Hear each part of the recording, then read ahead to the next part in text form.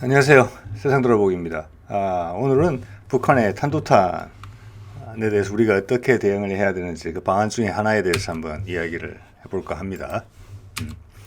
자, 북한이 금년 들어서 연이어서 1월 달인데 아주 예외적으로 두 번씩이나 탄도탄을 발사를 했죠.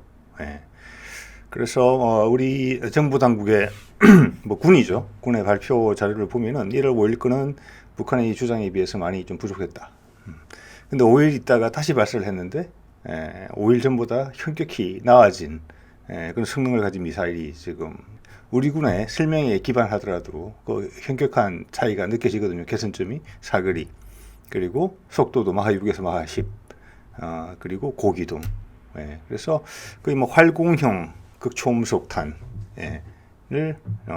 상당한 수준으로 기술을 확보했다, 이렇게 이제 알 수 있는 것이고, 또 북한이 이렇게 한다는 것은 뭐냐면은 5일 만에 미사일의 성능이 이렇게 갑자기 개선이 될 수 있겠습니까? 그건 아니고 처음부터 이렇게 이제 계획이 되었다는 것이고, 전성적으로 뭔가를 상대방에게 임팩트를 줄 때 쓰는 방법이죠. 우리가 뭐 언론사 제보 같은 걸 하더라도 요즘은 보면 1차로 자기가 알고 있는 사실의 일부분만을 공개를 해서 상대방의 반응을 본 다음에, 그리고 여론의 관심을 일단 모은 다음에 두 번째 제보로, 두 번째 이제 발표를 통해서 확실하게 타격을 입히는, 효과를 극대화하는 그런 걸 지금 우리 언론에서도 뭐 정치권에서나 어디서나 다 쓰고 있는 방법이잖아요.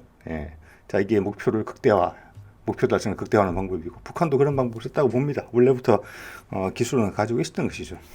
그리고 말씀드린 것처럼 1월 달에 이렇게 미사일을 실험하는 게 전례가 없던 일이고, 이번 연속에 두 번이나 했다는 것이고, 이거는 이제 제가 보기에는 지금 북미 간에 있는 종전협정, 협상이죠. 협상이 아주 중요한 단계를 지나가고 있다라는 걸 알 수 있고, 또 협상 중이다. 아직 뭐 협상이 파토가 난 건 아니다. 이런 두 가지 관전 포인트가 생기는 것 같아요. 제가 관련 동영상을 쭉 했기 때문에 그런 관점에, 그런 맥락에서 말씀을 드려봤고요. 자, 그럼 협상은 협상이죠. 협상이라는 의미는 뭡니까? 언제든지 협상이 깨질 수 있다는 이야기죠. 그래서 대책은 또 대책이죠. 우리가 가진 최악의 상황은 뭡니까? 북한이 핵무기를 개발했고, 그 핵무기를 우리한테 보낼 수 있는 수단을 여러 가지를 구상하고 있다. 그러면 우리도 거기에 대한 대책을 준비하고 있겠지요. 거기에 대해서 한번 알아보겠습니다. 그래서 탄도탄을 요격한다는 게 단계별로 다 나눠져 있죠. 우리가 가장 익숙한 것이 종말 단계입니다. 종말 단계라는 것은 탄도탄이 대기권을 뚫고 목표 지점 상공에 와서 수직 낙하하는 그 단계를 의미하죠. 거기에 대해서 우리가 가지고 있는 대응 체계는 미군이 가지고 있는 사드가 있죠. 고도 40에서 한 200km까지 1단계를 하고, 그 다음 고도가 40km 이하로 내려오면 그 다음 천궁2가 요격을 하게 되어 있는 체계죠. 이거는 이제 종말 단계라고 하는 것이죠. 이제 중간 단계라는 것은 탄도탄에 올라가서 이제 대기권 바깥에서 이제 탄도탄의 궤적을 그리면서 중간에 순항하는 단계를 의미하는 겁니다. 탄도탄이라는 것은 그 탄도 예측이 가능하다는 의미가 그 이름에 이제 내포가 되어 있죠. 단지 고도가 이제 수백 킬로대로 높아지는 것이죠. 훨씬 300km 이상 올라가야 되는 거니까. 자, 그 중간 단계를 요격하기 위해서 지금 미국이 개발한 미사일이 SM-3 미사일이죠. 그래서 중간 단계입니다. 그 다음 마지막은 북한이 미사일을 쏘자마자, 발사를 시도하자마자 몇 분 내에 그걸 타격하는 방법이죠. 상승 단계죠. 그걸 하기에 가장 유리한 위치에 있는 나라는 바로 우리나라가 되겠죠. 딱 붙어 있으니까. 상승 단계에 요격을 하려면 우리한테 주어진 시간이 2, 3분이 채 안 됩니다. 그 안에 타격을 하려면 우리나라가 최적이지요. 오늘은 이 상승 단계 요격에 대해서 우리가 고민하는 바가 있거든요. 아마 준비 중인 것 같아요. 여러 가지 이제 연구 흔적들을 봤을 때 발표 자료하고, 거기에 대해서 오늘 한번 이야기를 해볼까 하는 것이죠. 자, 상승 단계에서 요격을 하면 어떤 이점이 있는데, 여러 가지 이점이 있습니다. 뭐냐면은 일단 상승 단계에서는 이게 아직 탄두가 밑에 이제 로켓 대부분의 이제 탄도탄이 다단으로 이루어져 있잖아요. 밑에, 그죠? 그래서 밑에 로켓이 분리되고 나중에 탄도만 날아가는 경우가 많죠. 특히 ICBM 같은 경우는 대부분 그런 식으로 이제 처리가 되죠. 북한이 최근에 이제 발사한 이 활공형도 마찬가지입니다. 밑에는 부스트는 떨어지게 돼 있어요. 자, 그렇기 때문에 큰 레이더 반사 면적을 가지는 시기다. 상승 단계에서는 발사한 지 얼마 안 됐기 때문에. 또 종말 단계하고는 달리 종말 단계에서는 뭐 탄두 자체가 이미 부스트가 분리돼서 작아진 것도 있지만 우리를 겨냥하고 날라오거든요. 예, 그러면 우리가 볼 수 있는 거는 이 탄도탄의 앞에 탄두 부분에 단면이에요. 뭐 어떤 뭐 몇십 센치 안 되겠죠. 예. 그렇지만 상승 단계에서는 이게 우리 눈앞에서 이렇게 올라가고 있는 단계죠. 단면적이 넓게 비치는 거죠. 우리한테 옆면이 다 보이는 것이기 때문에 정면을 보는 게 아니고. 그래서 그렇게 초고성능 레이더가 아니더라도 이걸 잡을 수 있다. 예. 그래서 일반 전투기에 달리는 A사 레이더 정도로도 잡을 수 있다. 예. 큰 돈을 들이지 않고도 항공기에 장착하는 레이더 수준에서 감지가 가능하다는 이야기인 것이고요. 또 하나는 이제 대형 부스터가 폭발을 하면서 밀어 올리는 거라 화염이 아주 멀리서도 잡힙니다. 예, 우리도 보면은 KF-21 같은데 그 적외선 감지하는 그 감지기가 있죠, 센서가. 예, 거기에도 충분히 잡힐 수가 있는 것입니다. 그래서 레이더라도 쉽게 잡히고 화염에 따라서 적외선에서 쉽게 감지가 되는 것이죠. 그래서 우리 KF-21 정도의 능력이면 이걸 잡을 수 있다는 것입니다. 크게 더 개선하지 않고도. 예. 그리고 또 하나 중요한 것은 초기에 발사할 때는 상대적으로 속도가 느립니다. 예. 그래서 뭐 물론 어디까지 얼마나 강력한 로켓을 쏘느냐에 따라 달라지지만은 고도 한 200km 정도까지는 속도가 마하 5에서 마하 10 그 정도 안에 드는 거예요. 예. 그래서 낙하할 때보다 덩치도 크고 속도도 더 느릴 수가 있다. 그리고 회피 기동을 하지 않는 시기다. 이때는 무조건 수직 발사에서 올라갈 때죠. 뭐 수직 발사를 할 수도 있고 약간 경사 발사를 할 수도 있지만은 가속을 하면서 직진만 할 때입니다. 예.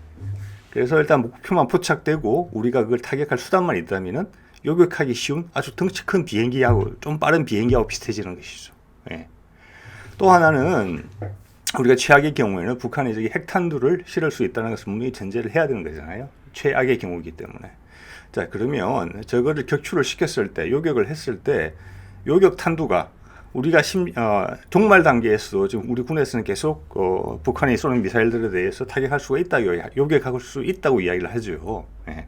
그런데 제가 핵탄두라고 생각해 볼게요. 자, 격추는 했는데 탄두 부분이 살아서 빗맞아서 그냥 추락할 수가 있어요. 핵탄두라면 그게 우리 국토 어디에 떨어지더라도 큰 피해를 미치는 것이죠. 근데 상승 단계에서는 그 탄두가 요격돼서 땅에 떨어진다고 하더라도, 그래서 유폭이 된다 하더라도 그 탄두는 우리 땅에 떨어지지 않게 되는 것이죠. 북한 땅에 떨어지게 되는 것이죠. 네, 그게 또 상승 단계에서 우리가 요격을 할 수 있으면 유리한 점이 되겠습니다. 자, 그러면 상승 단계에서 요격을 하기 위해서는 먼저 탐지를 해야 되겠죠. 그러니까 우리가 여러 가지 탐지 수단을 가지고 있어요. 인공위성이 있고, 항공기가 있고, 해상이 있고, 육지가 있죠. 육지에도 우리 뭐 탄도탄 탐지 레이더가 있고, 해상에도 이지스함이 있죠. 그런데 이제 그림에서 보시는 것처럼 지구의 표면은 둥글고 레이더판은 거의 직진성을 가지기 때문에 해상과 육상에서 감지를 하려면 시간이 늦게 걸립니다. 탄도탄이 초기에 못 볼 수가 있어요. 우리 레이더망에.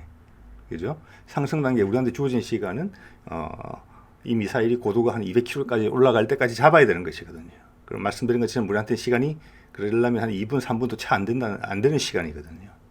이때는 발사하자마자 우리가 바로 알아챌 수 있는 게 필요한 것이죠. 자, 그런 면에서 수상, 해상에서 탐지하는 거, 그게 이지스 레이더든지 이지스 할아버지 레이더라도 안 되는 것이고, 육상 레이더도 바로 발사하자마자 바로 감지가 안 되는 것이죠. 인공위성은 좋지만은 왔다 갔다 하는데 시간이 걸리죠. 아직 우리가 그만큼 촘촘한 인공위성망을 가지고 있지 못하죠. 실시간이 아니라는 뜻입니다. 자, 그래서 남은 거는 무인기나 정찰기입니다. 보시는 것처럼 탐지는.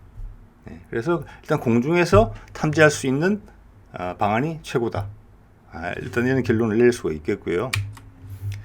자, 우리가 가진 공중 정찰 자산이라는 게 인공위성, 조기경보기, 무인기 말씀드렸지만 인공위성은 그런 한계가 있고 아직 촘촘하지 못하기 때문에 그 다음 조기경보기와 일반 정찰기를 볼 수가 있는데 북한이 미사일을 언제 쏠지를 모르는 거죠. 그런 면에서는 무인기가 훨씬 강점이 있습니다. 예. 지금도 우리가 쓰는 무인기들이 개발 중인 무인기들이 24시간 이상 채공이 가능하죠. 예. 그리고 조종사가 필요가 없는 것입니다. 조종사가 필요를 느끼지 않습니다.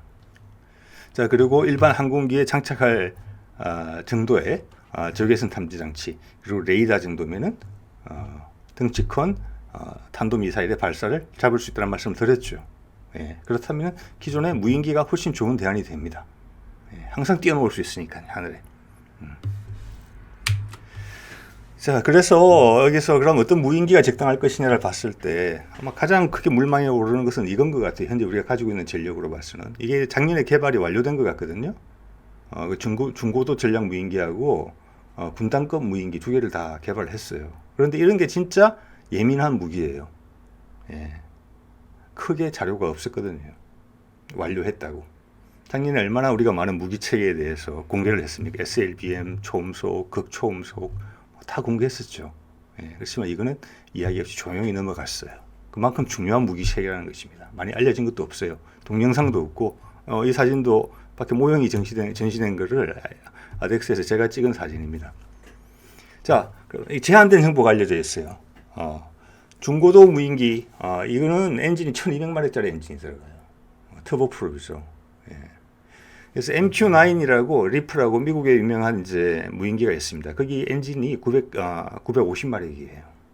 얘가 제가 MQ-9을 들먹이는 이유는 뭐냐면은 MQ-9 같은 경우는 950마력의 엔진으로서 1.7톤의 임무 중량을 가지거든요. 즉 1.7톤의 무장을 실을 수 있다는 겁니다. 예, 최대한. 그러면 중고도 전략 무인기 같은 경우는 엔진의 마력수는 알려져 있어요. 1200마력. 예. 최소 1.7톤 이상은 실겠죠, 무장을. 네.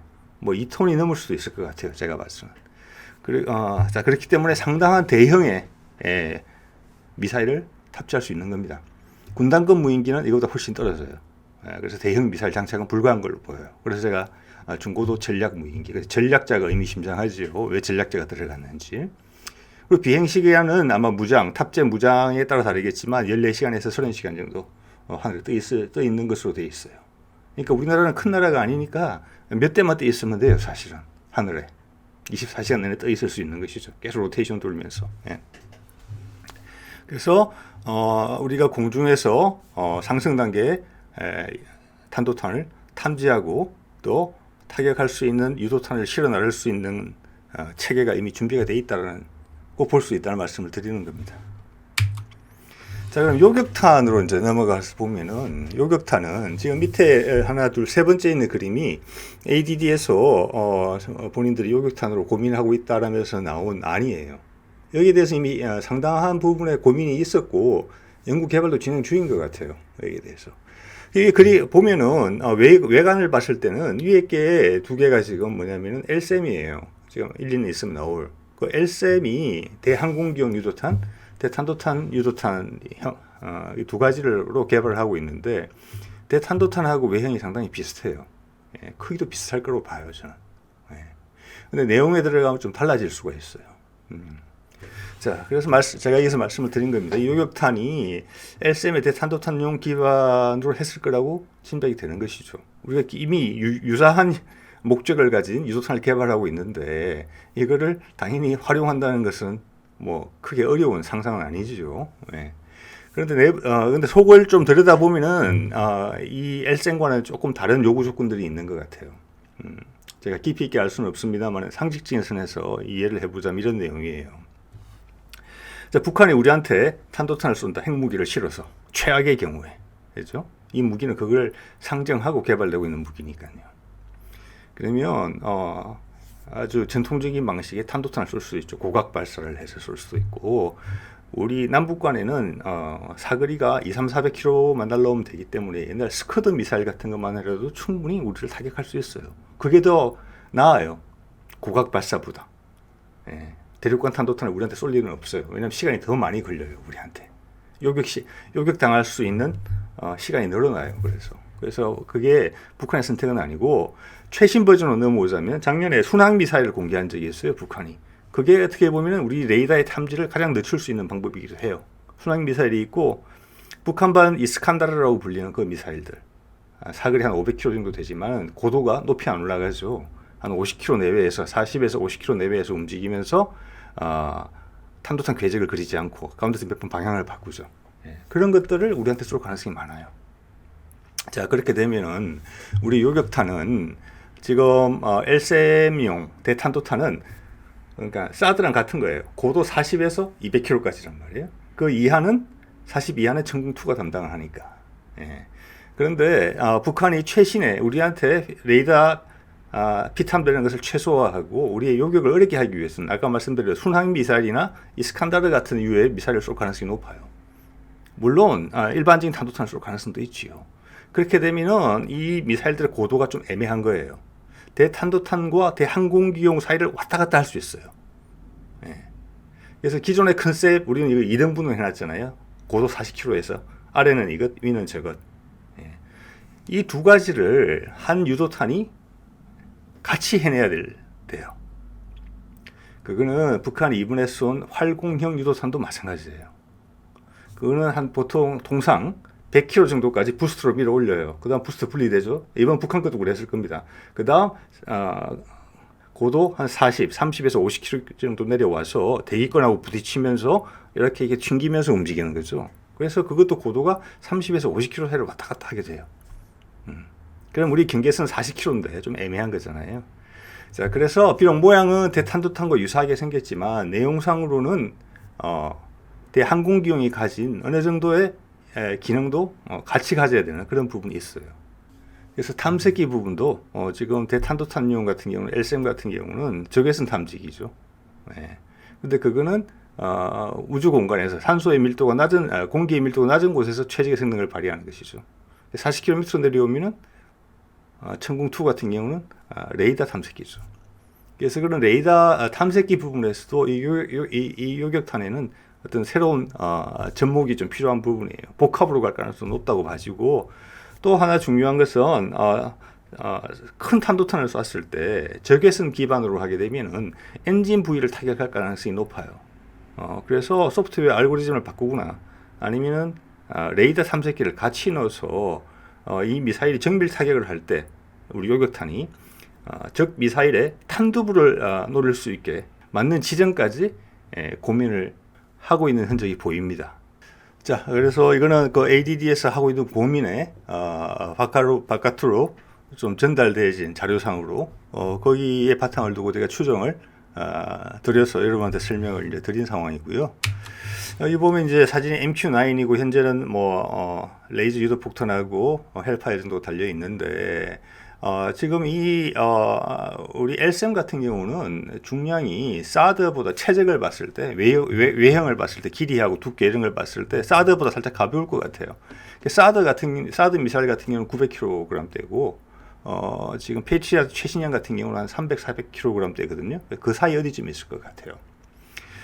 그래서 우리가 지금 무인 회전액기 또는 차세대 헬기 이런 용도로 터보 샤프트 엔진을 이제 개발하고 있어요. 터보 샤프트 엔진은 터보 제트 엔진에다가 그거를 이제 연료하고 산소와의 결합에서는 폭발력을 이용해서 밖으로 밀어내는 것이 아니라 그건 제트기고 밀어내면은 그거를 기계 축으로 축의 회전력으로 다시 기계 에너지로 바꾸게 되면은 그게 터보 샤프트 엔진이 되는 거거든요.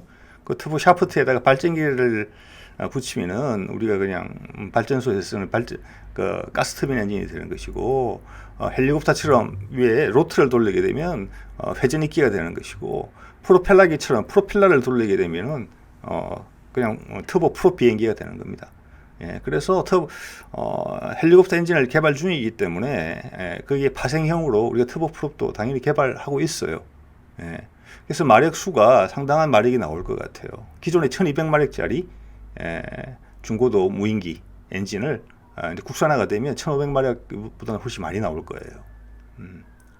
자, 그렇게 되면은 이 900kg 미만으로 보이는 이 요격탄을 우리 무인기에 2발 정도 싣는 데는 문제가 없을 것 같아요.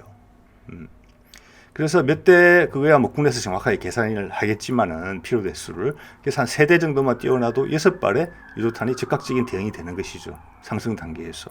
자, 오늘은 우리 국방과학연구소에서 고민하고 아마 연구가 진행 중인 것으로 보이는 상승 단계 요격탄에 대해서 이야기를 해봤습니다.